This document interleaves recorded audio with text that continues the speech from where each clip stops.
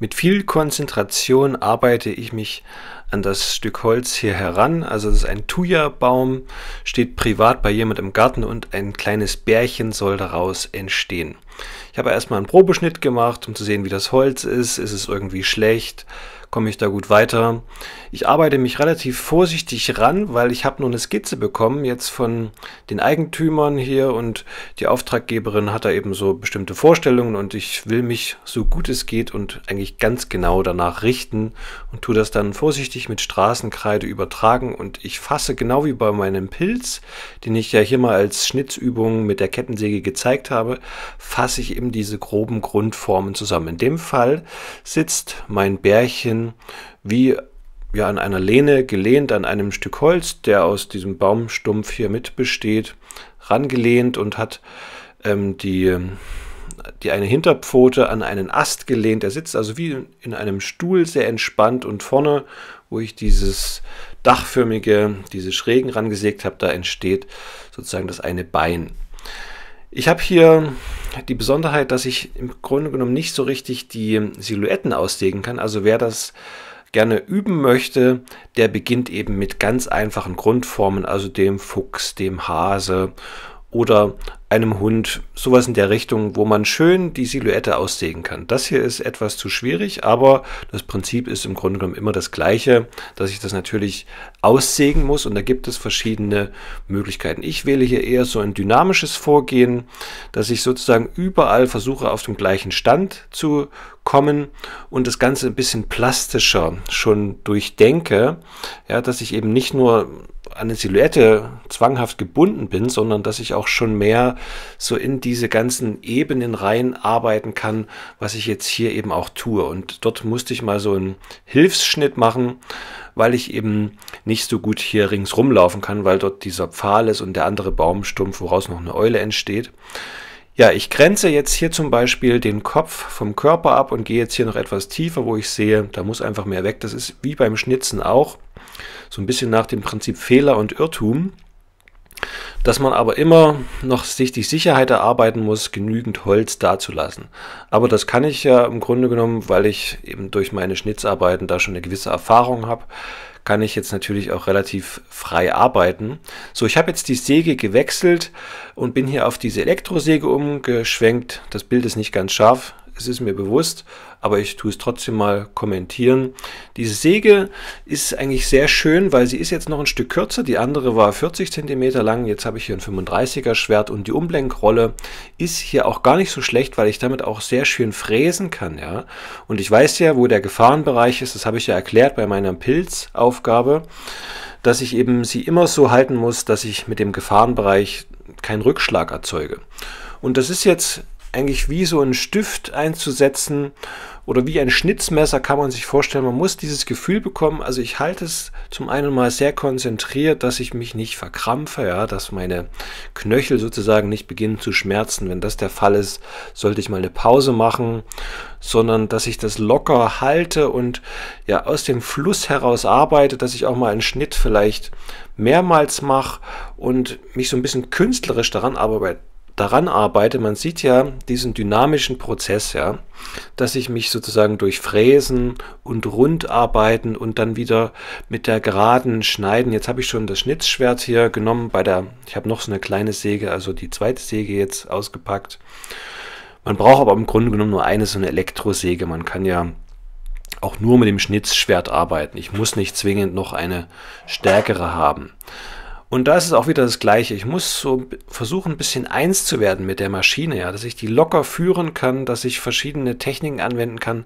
Ich fräse eben auch mal so ein bisschen, indem ich dieses Blatt einfach stumpf aufsetze und hin und her bewege und auch an der Rundung oben kann ich wunderbar auch übers Hirnholz arbeiten und in diesen Eckbereichen, da muss ich jetzt nicht schnitzen oder mir irgendwie eine kleine Fräse besorgen, sondern das kann ich auch alles rausfräsen, auch mal so im Zwischenbereich von ein paar Zentimetern, hat man jetzt gesehen, kann ich damit schön rausfräsen. Das Holz ist auch sehr weich, es empfiehlt sich für diese Anfangsarbeiten weiches Holz zu nehmen. Man sieht auch hinten konnte ich wunderbar fräsen. Fräsen, das muss man alles mal ein bisschen probieren, ja, diese verschiedenen Schnittarten, also einerseits der Längsschnitt oder halt der Querschnitt und dieses bisschen hin und her bewegen, dieses Fräsen, ja, das ist sehr hilfreich, damit zu arbeiten, damit kann ich alles durcharbeiten und ausarbeiten und auch bis in die Details gehen. Wenn ich es möchte, kann ich damit auch fertig arbeiten.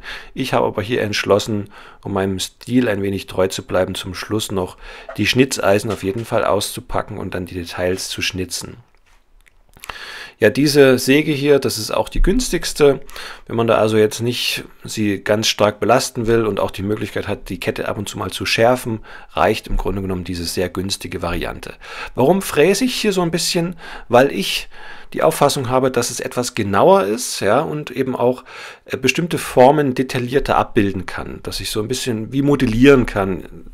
Für manche mag das befremdlich klingen, aber dieses Modellieren ist ja ein essentieller Bestandteil einer ja, vollplastischen Arbeit, dass ich da eben Höhen, Tiefen habe, plastische Formen, Rundungen und Ausholungen und Übergängen zu plastischen Formen eben auch mir das Ganze einmal anlegen kann, zum Beispiel bei dem Auge, was ich dann noch plastisch ausarbeiten werde. Aber das kann ich eben mit so einem Schwert, wo vorne diese kleine Umblenkrolle ist, so ein bisschen als Hohlung erstmal andeuten, dass ich weiß, ich bereite mir das alles vor und tue ihm sozusagen die Augenbrauen dadurch herausholen und schon mal die Grundform vorbereiten. Ja, jede Form besteht ja daraus, dass sie sich untereinander abgrenzen. Man sieht, der Kopf ist jetzt schön rund geschnitzt.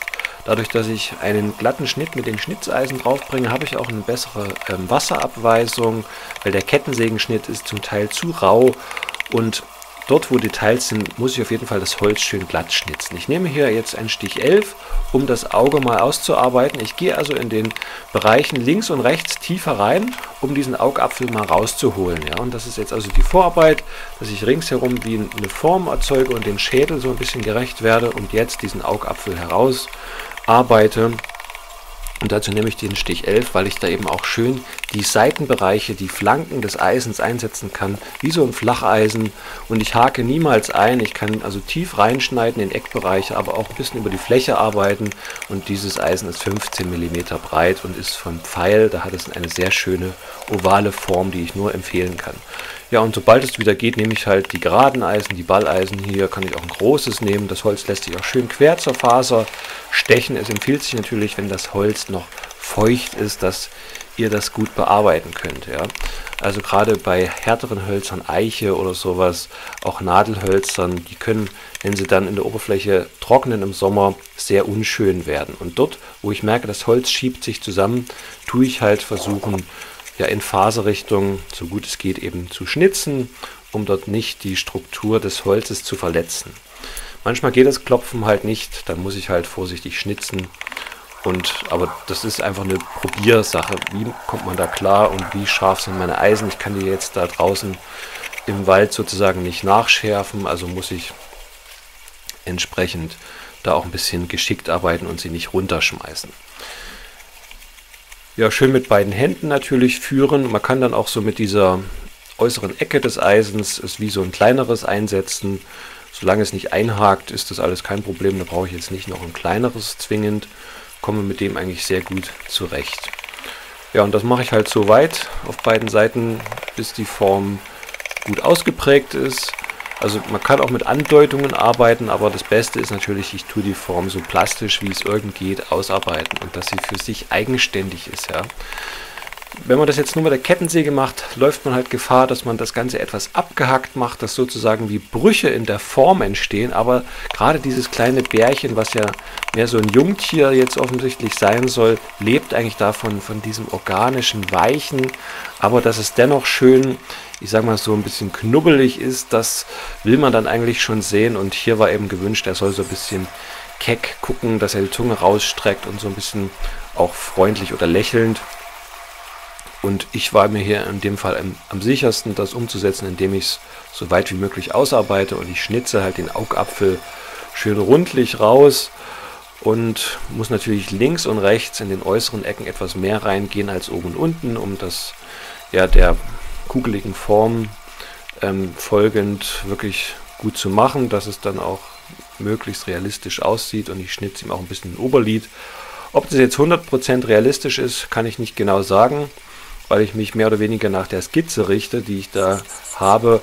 Und es ist natürlich, hat eine gewisse Fantasieform, aber ich schnitze hier schon relativ genau und fein um diese Ecken und muss das halt auch sauber schneiden, wohingegen den Körper, der darf ruhig auch noch einen Kontrast aufweisen draußen, das kann also mehr verwittern oder Moos irgendwann ansetzen, aber das hier sollte ich so gut wie es geht eben glatt schnitzen, dass dort möglichst wenig ja, Dreck oder irgendwie Moos oder sowas sich ansetzen kann. Genau, und natürlich geht es um die Form an sich, dass die schön, so gut man eben kann, ausgebildet ist. Möglichst schön plastisch das Ganze. Wenn man mit Übertreibungen arbeitet, das kann natürlich dann auch manchmal sehr interessant wirken, wenn man jetzt noch das mehr herausholt, als wie es in der Natur wirklich ist. Darüber kann man natürlich auch nachdenken. Es geht mir nicht eigentlich nur einen blanken Realismus darzustellen, weil das im Holz oft eh nicht möglich ist oder dann Details entstehen würden, die wir gar nicht umsetzen können mit unseren Werkzeugen. Von daher auch immer Gedanken machen, wie kann ich das irgendwie zu meinen Gunsten verändern als Karikatur oder als ja, sehr monumentale Arbeit. Dann muss man eh etwas stärker arbeiten, dass zum Beispiel Hände oder sowas sich nicht im Nichts auflösen. Wenn ich die ganz dünn darstelle, dann können die zum Beispiel auf einem freien Platz gar nicht richtig zur Geltung kommen. Dann muss ich die etwas ja, protziger machen, sage ich mal, dass sie irgendwie wirken. Ja, das muss immer eine Wirkung entfalten. Und hier werde ich dann die Wirkung noch weiter unterstützen, indem ich das ein wenig beize. Ich hatte die Auflage, ich soll hier nur so naturverträgliche Dinge nehmen, also habe ich die ganz normalen Wasserbeizen oder Wachsbeizen genommen, die man eigentlich für drinnen nimmt, aber dann hat man die Möglichkeit, das jedes Jahr wieder mal zu erneuern oder dann, wenn es ausgebleicht ist. Ja, hier die Details, das war mir auch wichtig, die rauszuschnitzen. Da konnte ich viel mit so einem Stich 3, 16 mm arbeiten. Damit schnitze ich einfach so ein bisschen diese Krallen raus, die Hände und versuche eben hauptsächlich die Ecken sauber zu schnitzen.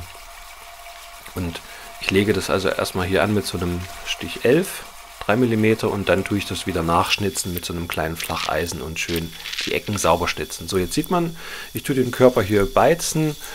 Das ist jetzt noch ein bisschen feucht, diese Beize, die trocknet dann relativ schnell und wird dann noch etwas dunkler. Dann habe ich das Ganze nochmal geölt, dass es auch nochmal einen Schutz für außen hat, auch mit so einem ja, Bio-Öl, so ein naturverträgliches Produkt eben entsprechend. Und die Krallen, ganz wichtig, hier mache ich noch so einen Kontrast, hier habe ich jetzt halt eine dunklere Beize genommen. Das sind einfach nur so ganz normale Holzbeizen, die man mit Wasser verdünnen kann. Also die kann man eigentlich in den meisten Baumärkten wird man sowas sehr günstig bekommen und kann damit sehr gute Ergebnisse erzielen. Wenn man das jetzt zum Beispiel auf einer Terrasse, die irgendwie noch ein bisschen überdacht ist, stehen lässt, kann man da also über 20 Jahre sehr viel Freude daran haben, weil das dann eben auch so bestehen bleibt im Großen und Ganzen. Wenn ich es jetzt für mich machen würde, ich würde wahrscheinlich Eiche nehmen, privat, weil das eben haltbarer ist. Und hier diese Thuja, die wird vielleicht nur 10 Jahre halten, weil es ja doch relativ weich und sicher auch mehr anfällig für Verwitterung. Und dadurch, dass er auch noch mit dem Boden verbunden ist, ist es nicht ganz ideal. Wenn man das noch lösen kann und da einen Abstand zwischen Erde und Figur herstellt, ist es natürlich auch nochmal sehr hilfreich, dass das nicht so viel Wasser zieht. So, jetzt hier noch das Öl. Jetzt sieht es etwas ja, anders wieder aus, aber das wird sich dann noch verbessern, wenn das richtig getrocknet ist. Dann sieht es auch wieder schön aus. Und so habe ich das also umgesetzt.